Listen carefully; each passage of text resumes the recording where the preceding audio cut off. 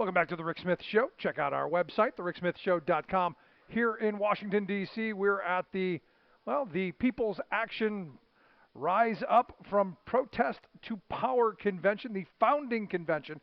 It's the coming together of a number of organizations who have been doing fantastic work throughout the years, but this is an opportunity to grow into a much larger group. And one of those groups folding into People's Actions is, I'm sure everyone will remember, the Campaign for America's Future, who we have on the program every Friday for our Future Friday. And here to talk with us about what we can expect in the coming weeks, months, and hopefully years, is the co-director of the Campaign for America's Future, Roger Hickey. Roger, thanks for taking time for us. Rick, welcome to Washington. Glad you made it. We have loved coming out to these events for years. You guys have been doing this kind of stuff, and I think great organizing for years. Well, thanks, and glad you're here to cover it. So now that the Campaign for America's Future is folding into People's Action, what does that mean for you? What does it mean for that organization? Walk me through it. Yeah, well, the People's Action was a product of several other grassroots citizen organizations. They're all over the country. U.S. Action, the Alliance for a Just Society, National People's Action, and they all came together as community organizations to create a network of grassroots organizations, a merger. And that made sense just in terms of organizing, just in terms of grassroots power. Right. And we started talking to them about, let's come up with a joint vision for what we want to accomplish in the economy, in the country, beyond local battles, which are all very important. And they were up for it. They wanted to do that. If Hillary Clinton had won the election, which many of us thought was going to happen. And she did. She won more votes. She won more that's citizen water votes. to the bridge. Yep. If she had won, we would be pushing more constructively to get her to do the right thing on things where she was weak, like trade. We'd be really on her. As I would have been. Yep. So let me ask you then, since that's where you've gone, would this merger have happened regardless? Because I've been of the mindset that this is out of the attacks we know are coming from the right wing, and because of Donald Trump. Are you saying that this would have happened, do you think, anyway? We were planning to do this anyway. Okay. The fact that Trump won makes us look visionary, because boy, does it. We wanted to combine the resources, and it made sense to combine the resources. And we all know from battles with Republicans and Democrats that you can't just do things in Washington. If you're fighting George W. Bush's plan to privatize Social Security, you need a grassroots operation out in the country that is putting the heat on members of Congress. Certainly. And so this made sense in any case. But now that Trump is the president, for as long as that may last, there's an uprising, as you've noticed. Yes. There's a resistance movement that combines a lot of people who are new to politics, new to organizing, with a lot of veterans like the people in U.S. Action, Citizen Action, People's Action. So People's Action has become a leader in mobilizing citizens to pressure members of Congress. They've helped to organize these town meetings where Republican members have been getting kicked in the derriere. Yes, they have. But here's the thing: are you paying all those people? Because I keep hearing, there's, and I've gone to these, and I'm waiting for my Soros check. I just want to know who, since you organize this stuff, you where I go to get my check? It's the only way Republicans can think about this. It's not. They can't believe that average citizens would rise up and do this, come to their boring meetings on their own and liven them up. There may be a few paid organizers from People's Action around, but most of these huge gatherings are just average folks who have had enough, decided to join together, had enough. Yeah, I mean, I look at this last election, and the lessons I hope people are taking from it is that there are people out there that are hurting. I mean, there are working people who are struggling. The economy has failed a good number of people, and the anger is real. The question is out of events like these, how do you focus that anger? Because look, those Trump voters who voted for him out of frustration, out of the loss of identity, whatever the reason being, when Trump doesn't deliver on those promises, how do we take that anger and focus it and bring them into the fold and move forward on an agenda that's going to work for working people. And Rick, I think you're right that most of the uprising that we've seen so far has been people who wanted Hillary or Bernie to win, who were uh, offended and shocked by the fact that this crazy man is now president of the United States.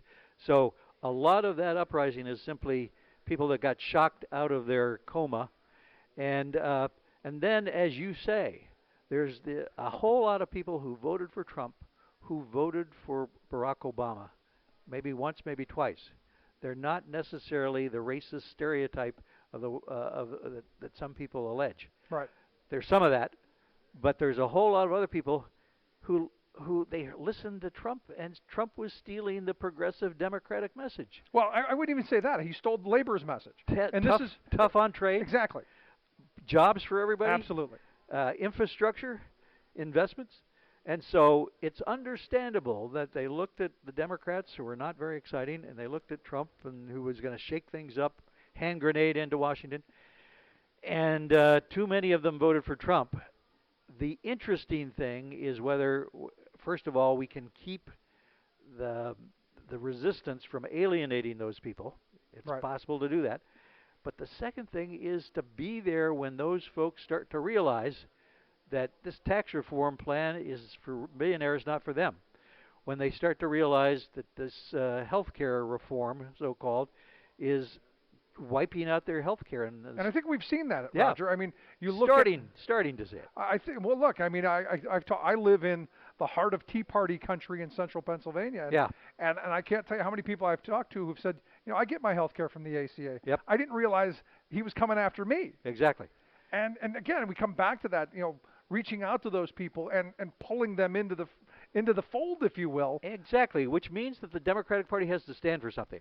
It's got to be willing to confront corporate power and not just be going to make speeches to the big banks. It's got to be willing to, as Bernie said here today at the convention, got to be able to stand up to corporate power with an agenda that's good for working people. Now, Roger, and that's our job. You're going to get me into so much trouble with that. Because, look, I mean, the Hillary supporters, and look, I voted for Hillary. Yep. I'll be very honest about Yep. it. But the Hillary supporters, they don't want to hear that. That doesn't play. Now you're bashing poor Hillary. Well, they've got to understand that the Democratic Party in this last election, you had the sitting Democratic president trying to pass the TPP trade deal, right while Hillary was pretending that she was against it, right? I like how you said pretending. Pretending to be against it. I mean, the Democratic Party was split to pieces on that, and Bernie was the only clear messenger on trade. Finally, Hillary, on paper, got right on trade, but that's the problem with the Democratic Party, is that they don't generate a sense that they are fighting for people. It's like, at best, they've got the right position on the paper. What we've got to do is a Bernie Sanders, Elizabeth Warren kind of Democratic Party, which really goes up against the big power. Right. Everybody agrees that the system has been rigged against working people. Certainly. Well, we've got to say who rigged it. It wasn't just an immaculate conception here. The rigging of the system was done by the banks and by the guys who benefit from the big trade deals, and from the insurance companies and the pharmaceutical companies, and that's the power that finances way too many Democratic candidacies.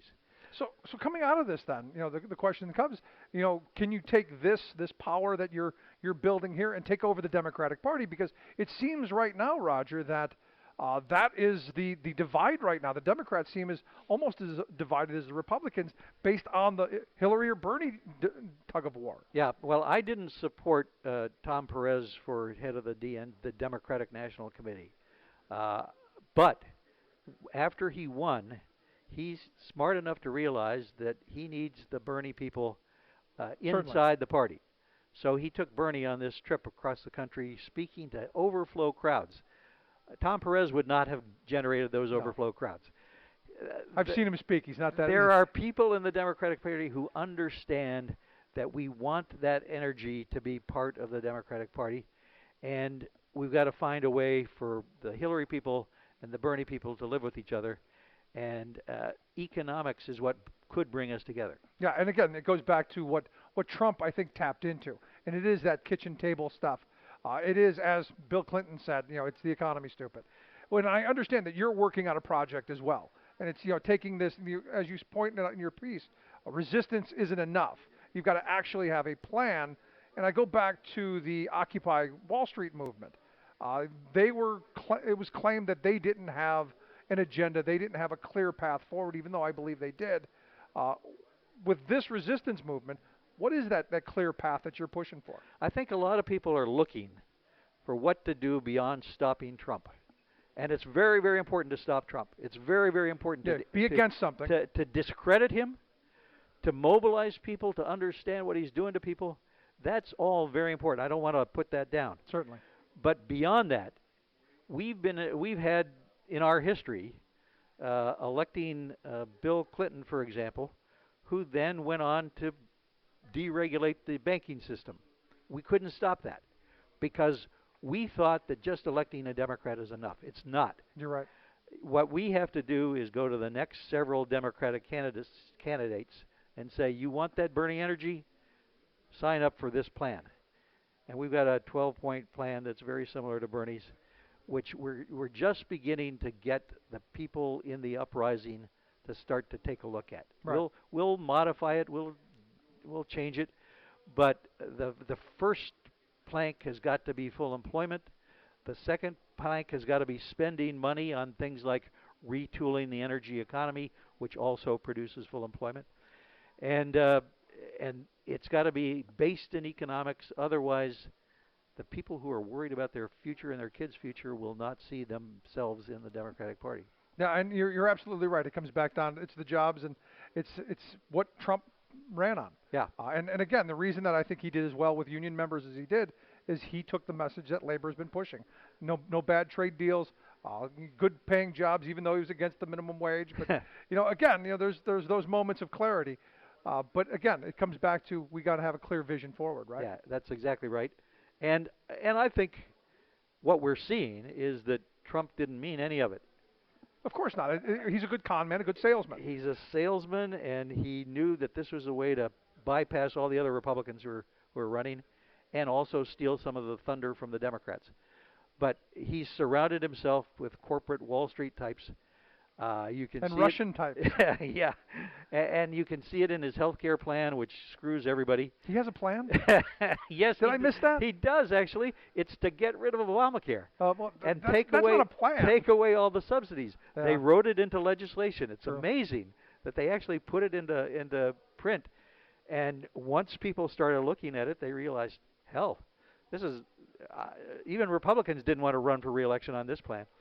So slowly, we're showing people, even the Trump people, that this guy's a con man. That this guy, we need somebody who's serious about trade. We need somebody who's serious about jobs. We need somebody who's serious about standing up to the corporate power brokers. And I think there's going to be more Bernies running at the state and local and national levels to tap into that energy. From your lips, that's the hope. And last question I've got: coming out of this, you got 1,200 some activists from around the country. I've asked this of a number of people. What's your hope? What's your dream? If you could have one thing coming out of this, what would that be? Well, as I said, the People's Action is helping to lead the uprising. So all over the country, they're doing great organizing.